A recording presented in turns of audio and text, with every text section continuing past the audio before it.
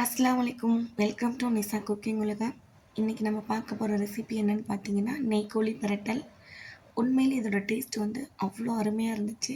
கண்டிப்பாக நீங்களும் ஒரு தடவை ட்ரை பண்ணி பார்த்துட்டு எப்படி இருக்குன்னு கண்டிப்பாக கமெண்ட் பண்ணுங்கள். ஒரு பேனில் அரை டீஸ்பூன் அளவுக்கு நெய் சேர்த்துக்கோங்க. 10 பல்லு பூண்டை வந்து தோலை உரித்து சேர்த்து நல்லா கோல்டன் கலர் வர அளவுக்கு ஃப்ரை பண்ணி எடுத்துக்கோங்க. லோ ஃப்ளேம்லேயே வச்சுக்கோங்க, கரிஞ்சிடக்கூடாது. ஃப்ரை பண்ண பூண்டை தனியாக எடுத்து வச்சுக்கலாம்.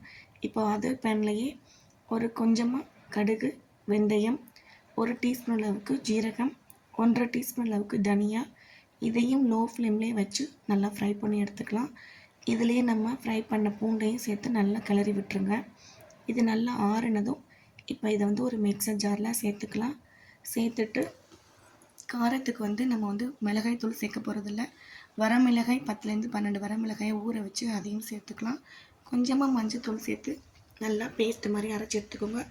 தண்ணி கொஞ்சம் கொஞ்சமாக ஊற்றி அரைச்சி எடுத்துக்கலாம். இப்போ அதே பேன்லேயே 50 கிராம் அளவுக்கு நெய் சேர்த்துக்கோங்க. இதில் ஆயிலெலாம் சேர்க்கக்கூடாது. நெய் ஊற்றினா தான் டேஸ்ட்டாக இருக்கும்.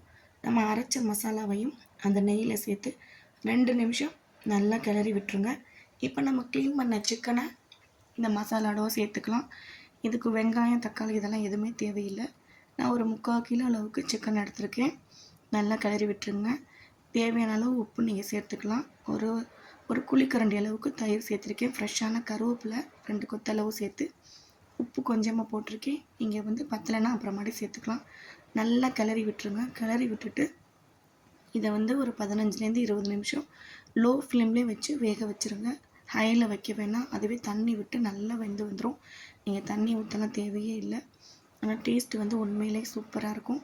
கண்டிப்பாக நீங்களும் ட்ரை பண்ணி பாருங்கள். நிறைய பேர் வீடியோ வந்து சப்ஸ்கிரைப் பண்ணாமல் பார்த்துக்கிட்டு இருக்கீங்க.